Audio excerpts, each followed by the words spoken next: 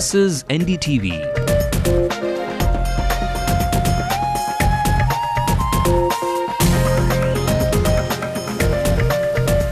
And you're watching NDTV Hindu.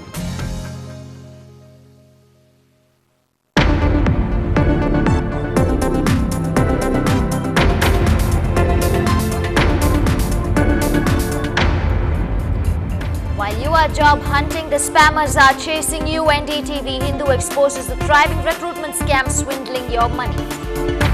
Jayalalitha reacts to NDTV Hindu's expose on the Tamil Nadu Housing Board scam. This is the opposition leader's strong remark. 5 years of the minority DMK government itself, one big scam. And on the mother of all scams, the AIADMK reflects the parliament logjam. Jayalalitha says they will stick to its stand for a JPC. There is no change in our stand. The AIADMK is firm in demanding a JPC. Meanwhile, Alagiri springs up a surprise in the DMK camp, pushing Dayanidhi Maran. Is the chemicals minister trying to smoke the peace pipe with his nephew? Is your electricity meter reading the wrong units? Here is a report to power you through on what tenants should be aware of. Holiday declared for schools in Chennai. On Monday, heavy rains are predicted in the next 24 hours.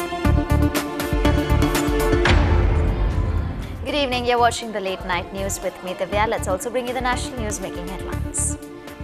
The IPL Governing Council gives the Kochi team a go-ahead. The new leadership patterns are found acceptable. President Sarkozy will meet Prime Minister over dinner. Nuclear liability and reactor deals are on top of the agenda. Airlines back down on the proposed fare bans. Fares to be rationalized by 25%. Karnataka Governor backs the Lokayukta, says they are competent to probe the land scam. Well, a boom in many sectors across the country has catapulted a subsequent increase in the number of jobs. But some elements in the society have decided to take advantage of the boom in possibly the wrong way. We are talking about job consultancies that have transformed from being a service-oriented business to a money spinner one. Our reporter Krishnamurthy finds out how many consultancies in Chennai mint money in their business, writing on your misery.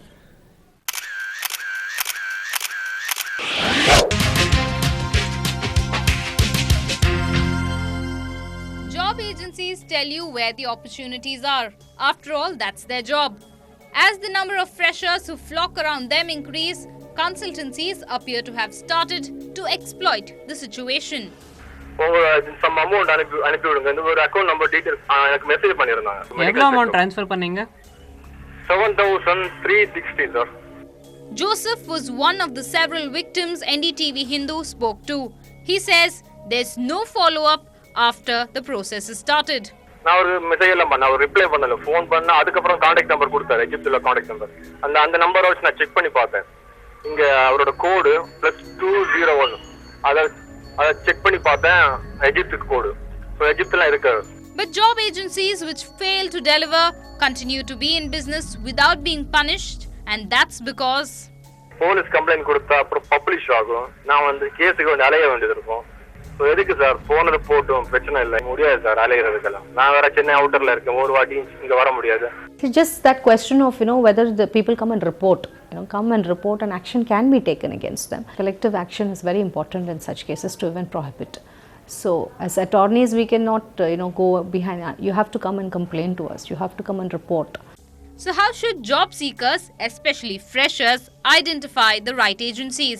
Experts in the business stress on reputation. An individual job seeker need to do their homework. They need to find out whether company is a good company, whether the company is a reputed company. Just because somebody is asking, don't give large sums of money.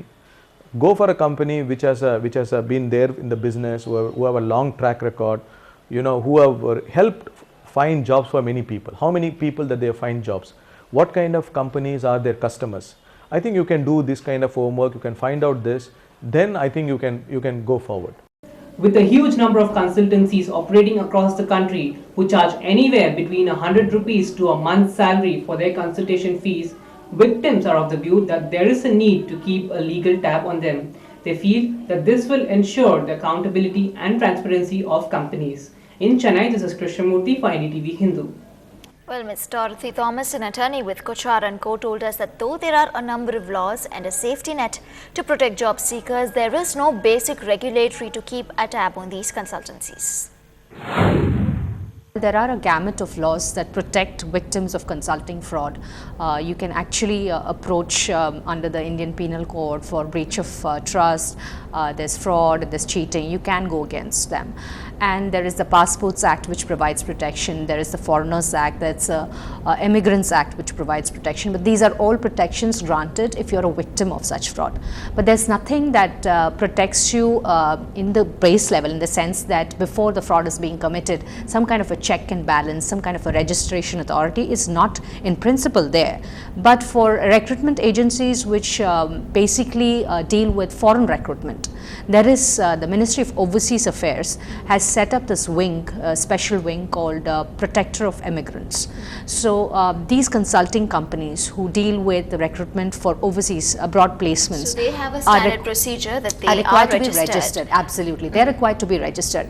Not many candidates know anything about it. There's no education provided to the candidates when they approach a consulting. So with these international companies, they also have a link up directly only with the company. They do not approach you directly. So there is no transaction of money between the person who is applying for the job and the job consultancy, which is how ideally is the contract that should go that way. Absolutely. And therefore, the fact that there's evidence collection is so difficult in case something goes wrong, because there's a main agent, there's a sub agent, there are various people involved in the line, in the loophole. So candidates find it very difficult when they're not offered what they were promised, or sometimes they even go to the placement, they realize that it's a totally different company.